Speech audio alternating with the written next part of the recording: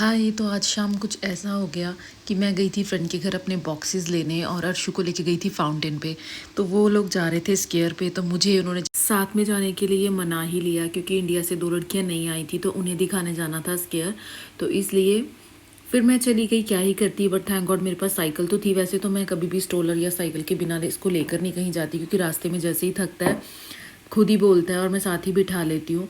और उसके बिना तो पॉसिबल ही नहीं है बच्चे के साथ उसे लेकर उठाकर चलना। तो शाम थी, 7:30 बज गए हैं, अभी अंधेरा बहुत जल्दी हो जाता है।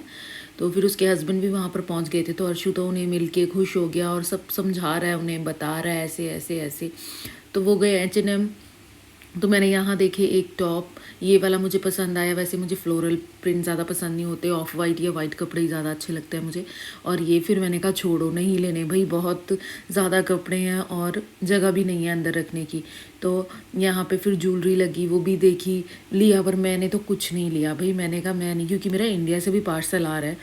तो इतना क्या क्या अभी थोड़ी थोड़ी अक्ल आने लग गई है कि क्या ही करनी है इतनी चीज़ें, कहाँ इतना जाना होता है। तो क्यों बेकार में चीज़ें ले लेके रखते रहना, पहनने का तो टाइम नहीं होता।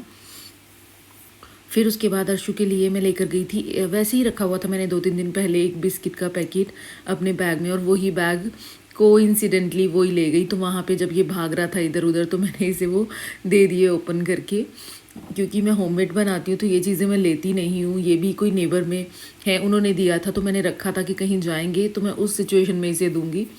तो वही मैंने इसे वहाँ निकाल के दिया। तो वो फ्रेंड मेरी ट्राई कर रही थी कपड़े, तो ये उसे बताने जा रहा है कि मासी ये लो वो लो अपना ही ज्ञान देने जा रहा है।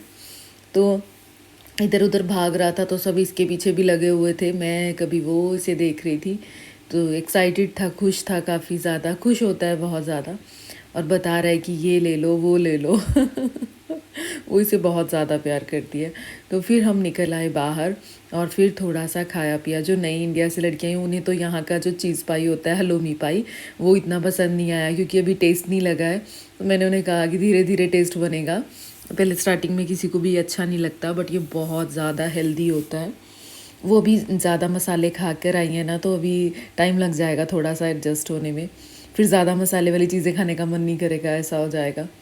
तो अर्शुन को दिखा रहा था अपनी मेरी फ्रेंड को कि ऐसे ऐसे हम जाते हैं, तो उसको सारी रूटीन पता है। तो खुद ही लिफ्ट का बटन प्रेस कर रहा है और बता रहा है मैंने कहा इसे अब सब पता चल गया है, गुरु बन गया ये हमारा।